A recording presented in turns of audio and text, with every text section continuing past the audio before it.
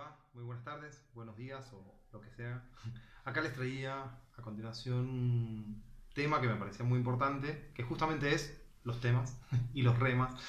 Es decir, la coherencia textual, que es una de las propiedades del texto, que ustedes saben, que ya hemos visto, y debido a la gran cantidad de problemas que se habían suscitado en los prácticos, a la hora de hacer los ejercicios, y que yo considero fundamental saberlo hacer bien, decidí hacer este pequeño video que espero que les sea muy útil. No me voy a detener en todo lo que hemos estado leyendo, en todos los documentos que se habían dado en relación a esto, o eh, tampoco los ejercicios, o sea, solamente voy a tomar algunos que sí se han visto en clase o que se han dado para algunos de los prácticos, con esquemas y lo veremos de otra manera. ¿Y por qué lo considero fundamental? Porque sirve para hacer mapas conceptuales, para hacer cuadros sinópticos, esquemas de jerarquización de ideas, para poder estudiar, básicamente. O sea, sin lugar a dudas. O sea, si yo estoy leyendo un texto y no puedo reconocer los temas de un texto, ¿cómo me doy cuenta si es coherente o no? ¿Cómo me doy cuenta cuáles son los temas importantes? ¿Cuáles son menos importantes? ¿Cómo me doy cuenta a la hora de tener que hacer un mapa conceptual? ¿Cómo lo hago? ¿Cómo lo elaboro? O sea, ¿cómo están conectadas esas ideas que se presentan en un texto? Entonces, por esa razón, es que, bueno, decidí hacerlo. Vamos a ver, lo vamos a dividir probablemente en dos partes. Esta es la parte teórica y espero que les sea de su agrado.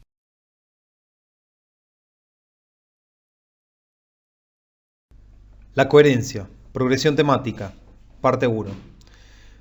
¿Qué es la coherencia? ¿Cómo se relacionan los temas de un texto? En primer lugar, hay que repasar qué es un texto. Básicamente podemos decir que un texto es un producto semiótico, con fines comunicativos, con intenciones, efectos e interpretaciones, y que no se presentan solo en el código escrito. Es decir, que las pinturas, las esculturas, las danzas, la música, son también considerados textos. ¿Qué quiere decirse acá? Que básicamente un texto, o en pocas palabras, un texto es un producto semiótico, es decir, que ha sido elaborado por alguien para comunicar algo, utilizando diversos signos que están dentro de un mismo sistema. Esos signos están relacionados, ¿sí? O sea, tienen también su razón de ser dentro de ese producto que le llamamos texto.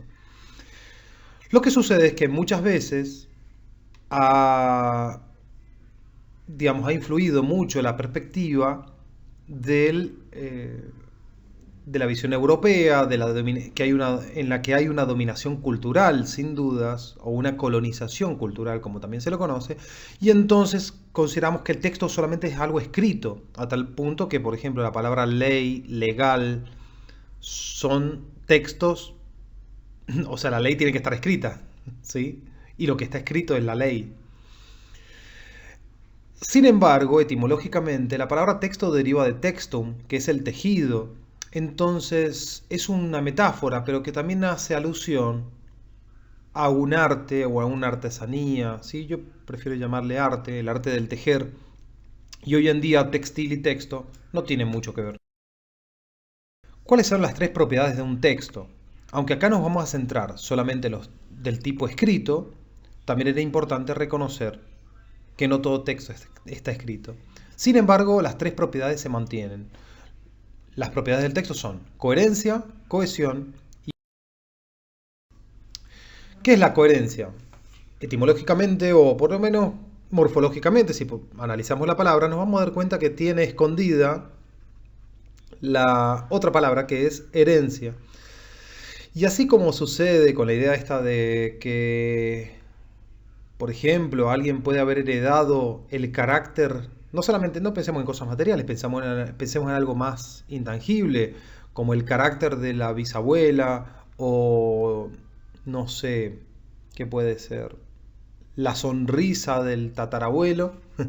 Del mismo modo, en un texto, los temas van dejando su herencia en otros temas y que a veces se puede mantener, hacer de tal forma que se mantenga el mismo tema o puede ir derivándose hacia otros. ¿Y qué es la coherencia? Es la relación entre las ideas planteadas dentro de un texto. Y en esta relación se ve básicamente la relación entre dos. tipos de informaciones diferentes. Los temas y los temas. ¿A qué se le puede llamar tema? Es la información conocida, compartida por los participantes de la comunicación. Y en pocas palabras es de lo que se trata, es decir, a qué se refiere el texto. En cambio, el rema es la información nueva que se agrega a los temas, es decir, en pocas palabras, lo que se dice del tema o del referente. Por ejemplo, Juan se levantó temprano hoy. En ese enunciado bastante simple, yo puedo preguntar, ¿de qué estoy hablando? Y de Juan. ¿Y qué digo de Juan? Que se levantó temprano hoy.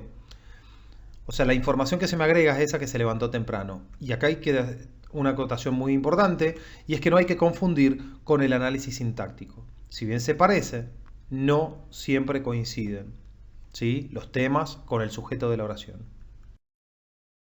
Errores más comunes que se me han presentado. A la relación entre temas y remas, ¿cómo se la conoce? O sea, ¿qué va pasando con los temas? Bueno, para eso se observa lo que se llama progresión temática. ¿Y qué es la progresión temática o de qué tipos existen? La progresión temática es el progreso de cada tema o de los temas de un texto a lo largo del mismo. Por un lado tenemos lo que se llama progresión de tema constante, por el otro lado progresión de temas enlazados y por el otro lado progresión de temas derivados. Según la bibliografía se le llama de diferente manera, pero acá hemos tomado estos nombres. Ustedes, por ejemplo, en vez de enlazados van a encontrar que se llama lineal, o en vez de derivados se le llama también tematización, ¿sí?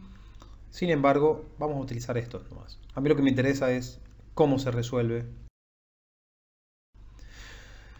En la progresión de tema constante, ¿cómo se da y cuándo se puede encontrar y cómo hace uno para reconocerla? Uno o una. Juan se levantó temprano hoy y se preparó un café con leche. Luego salió hacia su trabajo. ¿De quién estoy hablando en un primer momento? A ver, veamos la primera oración. Estoy hablando de Juan. Me vuelvo a encontrar ese mismo tema que ya había aparecido en el ejemplo anterior.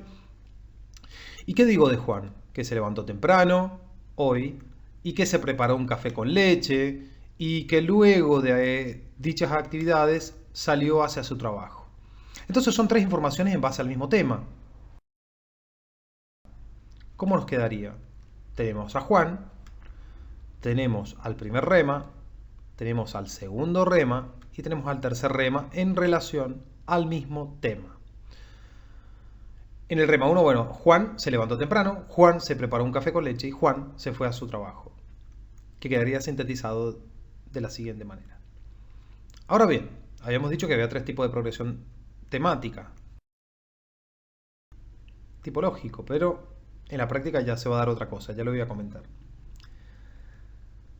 ¿Qué pasa en la primera oración? Y ahí se me pasó una animación del rema, pero la dejemos. Juan, otra vez el mismo sujeto, que es el tema 1, me dice algo de Juan, que salió temprano hacia su trabajo, a las 8 de la mañana. Pero luego en la segunda oración dice, este consiste en sistemas de seguridad informática. A ver, con ese este, ¿se refiere a Juan o se refiere al trabajo? Sin lugar a dudas, se refiere al trabajo, no se refiere a Juan. Y entonces el trabajo consiste en sistemas de seguridad informática. ¿Qué pasó acá? No tengo el mismo tema, no estoy hablando del mismo tema, que sería Juan, sino que acá he comenzado hablando de Juan, pero he terminado hablando de su trabajo. Yo tendría algo así como Juan fue a su trabajo a las 8, luego el tema 2, que sería el trabajo, consiste en seguridad informática. Es decir, que el tema 2 salió del rema 1, un tema salió del rema, prestenle atención, y tiene a su vez otro rema. En el tercer caso, la progresión de temas derivados. En este caso, bueno, traté de cambiar de tema y de sujeto, no, puse otro. La casa de Juan.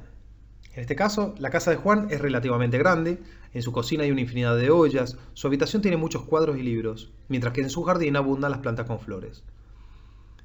La casa de Juan. A ver, ¿qué pasa ahí? La casa de Juan es relativamente grande. No hay ningún problema, ¿no? Pero ¿qué pasa después? en la segunda oración dice, en su cocina hay una infinidad de ollas. Yo dije que no siempre podía coincidir el sujeto de la oración con el tema. En este caso, el tema es la cocina. ¿Y qué me dice de la cocina? Que en esa cocina hay una infinidad de ollas. Luego, en la tercera oración, pasa a hablar de la habitación.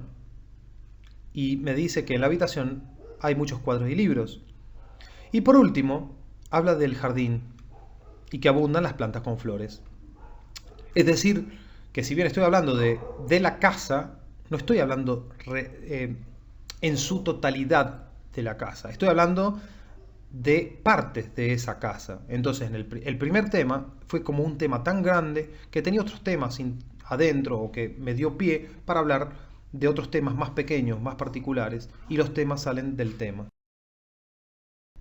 Esquemáticamente, yo tendría algo así como que la casa de Juan, perdón, la casa de Juan, hablo de la amplitud de la casa, y luego cambio a hablar de la cocina, digo que hay muchas joyas, luego de la habitación, digo que hay cuadros y pinturas, y luego hablo del jardín y digo que hay plantas con flores. Estas serían los tres tipos de progresión temática, ¿sí? Para que los tengan en cuenta: tema constante, temas enlazados y temas derivados. Lo único que me restó decir es que no voy a encontrarlos siempre tan limpios en un texto. En un texto, en un párrafo nomás, es muy probable que se mezclen todos estos tipos de progresión y entonces los esquemas sean muy complejos en relación a los vistos. Sin embargo, es importante mantener esta idea porque ustedes van a poder reconocer cómo en un texto se mezcla el tema constante con uno de temas enlazados y con uno de temas derivados y por ahí vuelve al constante, ¿sí? Entonces, bueno, eso creo que ha sido todo por hoy. Espero que les sirva, que les sea útil y muchas gracias.